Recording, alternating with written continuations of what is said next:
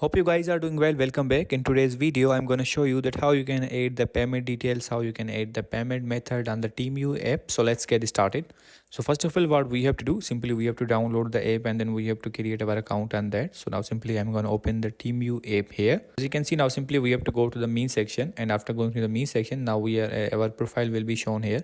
Now simply we have to click on this settings icon. So let's click on the settings icon and you will be able to see the first option, your payment method. So we have to click on this.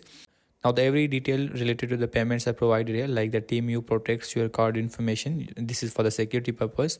Secure and trusted customer support is provided here. Now these payments are also mentioned here, that which type of payments they are accepting. As you can see now, these payment methods are also provided, that which type of payment they are accepting.